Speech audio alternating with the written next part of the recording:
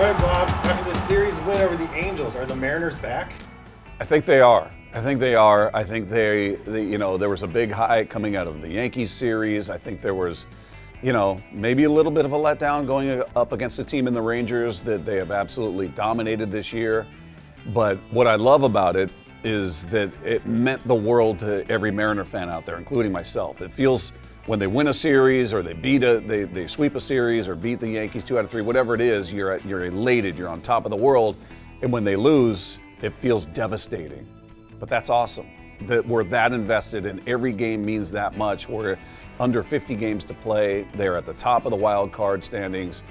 This is a great place to be in, where every game matters. Every game feels like an NFL Sunday. It carries that kind of value and that kind of weight.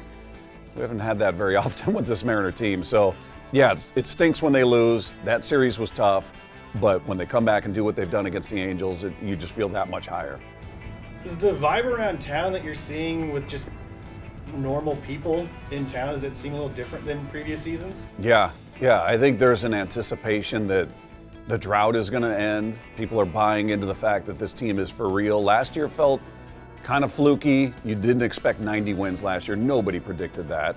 And we saw that stadium packed at the end of the year and the electricity that was generated by that team. You're seeing that now. You're seeing people that expect that this team is going to get there and that playoff drought is going to end, and they are living and dying with every moment of this season. I mean, I was in a restaurant waiting for an order, called in an order to go. The Mariner game's on TV.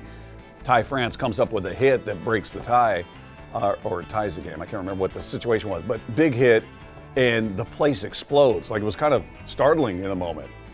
Base hit, yeah! Everybody, the whole restaurant, you're just like, oh my goodness, that's like a Seahawk crowd. That's like a Seahawk game. So to see that, to see all the Mariners gear around town, whether it's a hat or jersey, whatever, it is a different vibe completely. People coming up asking, hey, what do you think's going to happen there? What did you think of this?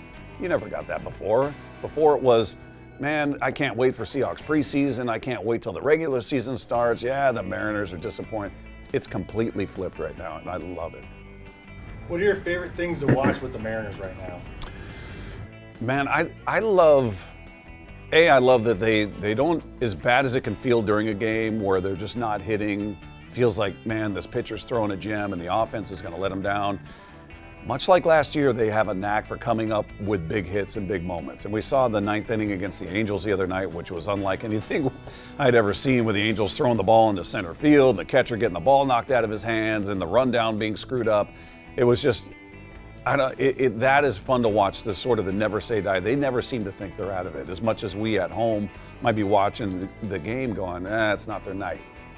They don't think that way. They don't feel that way. There's a different vibe to this team with Julio in there, with Gino in there, with Winker in there. They've kind of brought in the good vibes only thing that Gino talks about. I think that's translated, and it's fun to watch their interaction in the dugout, even after a mistake. When we saw Julio and Mitch Haniger run into each other on that play and the ball bounces over the line for a home run, you see them interacting in the dugout, and initially it looks serious, and then you see Julio smiling, giving him a hug, patting him on the back, and you're just like, man, there's just a different vibe. So watching them on the field, the defense has been spectacular, the pitching has been great, but watching their interactions with each other has been really, really cool, whether it's the post-game dance that they do or just watching them in the dugout together. It's been very cool.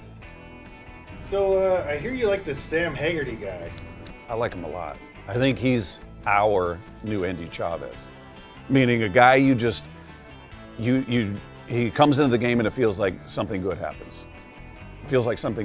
I don't know if he's going to be an everyday player, but boy, he's making a case to be given that opportunity, and he feels like, a guy who, he's 28 years old. He's not a kid in baseball. He's not young in his career.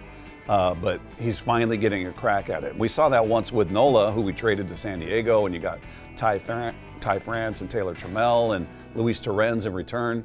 Another late bloomer, career minor leaguer, gets an opportunity, shows what he can do, becomes a valuable everyday player. Maybe Hegarty's that next guy that's going to be a valuable everyday player, but he brings everything to the table. He's got speed, he's a switch hitter, he can make great contact, hit for average, plays infield, plays outfield, has a little bit of pop. There's really nothing to dislike about the guy. It just seems like when he's in the game, good things happen. All right, so one more series to end this road trip in Oakland. What do you want to see? Sweep. If you look at the matchups, the pitching matchups, it's TBA every single day. I mean, they've traded away everybody of value that was in a position to make money. They just released, I think, was it Elvis Andrus? I think they just released. There have been guys that they were counting on that have not panned out that they've either traded or just released. This is a team that's cashed it in. They're just looking at the end of the season like, let's get this done. That's a team you take advantage of. That's a team where nobody shows up to the games. There's going to be 74 people in the stands, and you have an opportunity to make some hay while the AL East beats up on each other.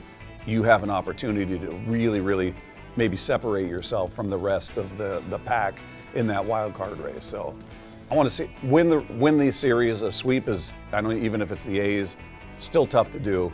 At least get 2 of 3.